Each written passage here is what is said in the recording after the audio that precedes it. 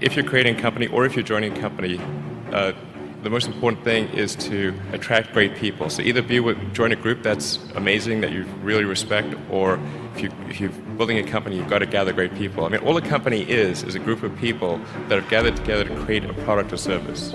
And so depending upon how talented and hardworking that group is, and the degree to which they're focused cohesively in a good direction, that will determine the success of the company.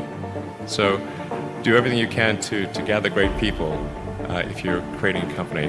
You focus on signal over noise. A lot of companies get confused. They spend money on things that don't actually make the product better. For example, at Tesla, we've never spent any money on advertising.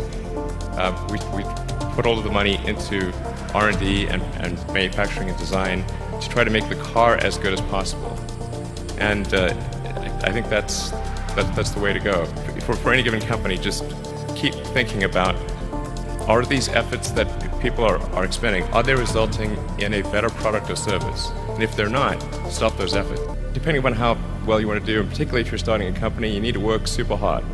So what does super hard mean? Well, when my brother and I were starting our first company, instead of getting an apartment, we just rented a small office and we slept on the couch.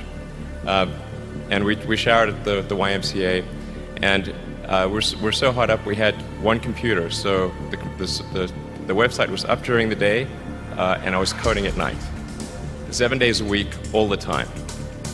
And I sort of briefly had a girlfriend in that period, and in order to be with me, she had to sleep in the office.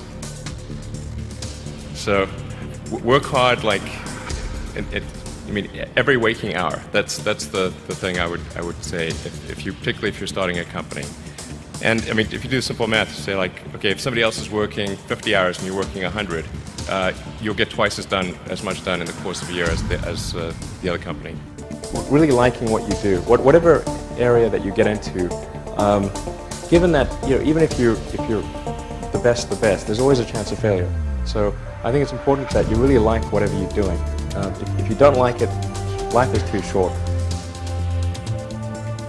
If you like what you're doing, you think about it even when you're not working. I mean, it's something that your mind is drawn to. And if you don't like it, you just really can't make it work, I think.